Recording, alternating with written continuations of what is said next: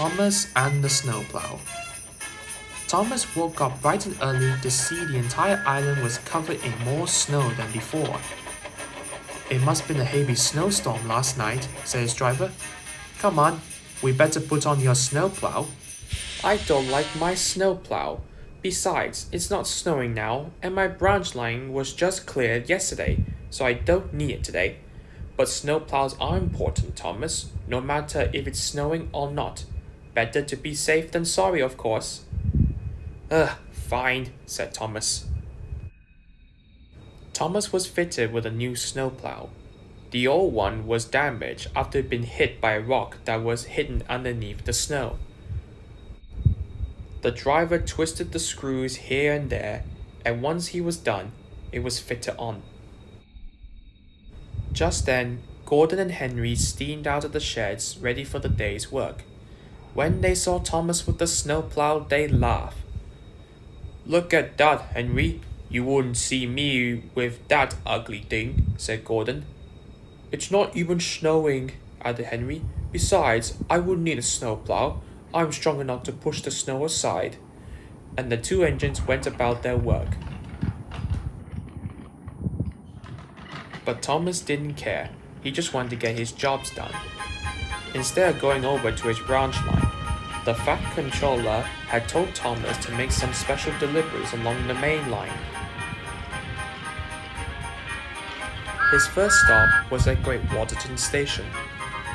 A man was standing on the platform waiting for him. He was the hotel manager who runs the hotel at Great Waterton. Thank you for bringing the extra blankets and hot food. My guests will appreciate it. You're welcome, said Thomas. You better make a move of it, Thomas, said Flora.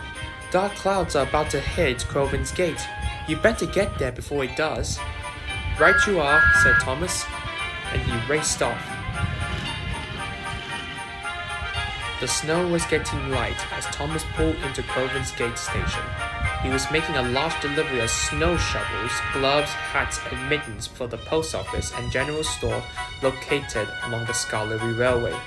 Peter Sam was waiting at the station for the items to be loaded. Thanks, Thomas. The store owners will be very pleased. As he left, the light snow became heavier. The snow was swirling around him. I could do it, he said determinedly as he puffed bravely on. He soon arrived at the sheds. Stanley, Gordon, James, and Henry were there too, as the snow was falling down hard. I never seen it snow so hard, said Henry. Suddenly, the Fat Controller hurried to the sheds. Percy is stuck on your branch line, Thomas, he said. Henry, I want you to help since you are the strongest. Yes, sir, stammered Henry nervously. What's the matter, Henry? Worried by snow, are you? I thought you were strong enough to push through it. That's enough, Thomas, replied the Fat Controller sternly. Quite right, agreed Henry. I am strong enough to push the snow aside. Just you wait. I'll save Percy quickly and easily. And he puffed away self-importantly. A few minutes later, Henry returned without Percy. I couldn't make it through, puffed Henry, who was feeling very tired. The snow is too thick, and I almost got stuck. Thomas was about to tease him about snowplows, but then he saw the Fat Controller looking worried, and he began thinking about Percy still being stranded outside in the freezing cold. Sir, I could do it. I have a snowplow. Excellent. Now go and rescue him now.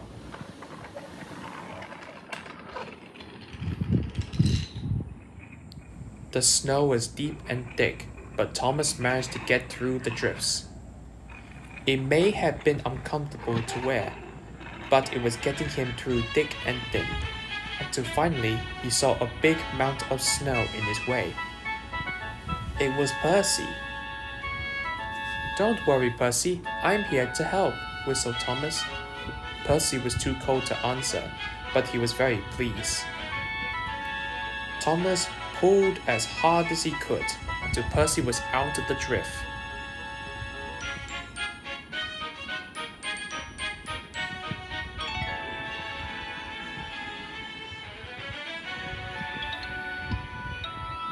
He turned around, coupled up to Percy, and took him back to the yards. When he returned to the sheds, the other engines all cheered and whistled for him. "Well done, Thomas," boomed the Fat Controller. Henry piped up. "I'm sorry for being boastful," he apologized. "I could see now that snowplows are important." "Indeed they are. Perhaps you should try one," he teased. All the other engines laughed, so did the Fat Controller and Henry.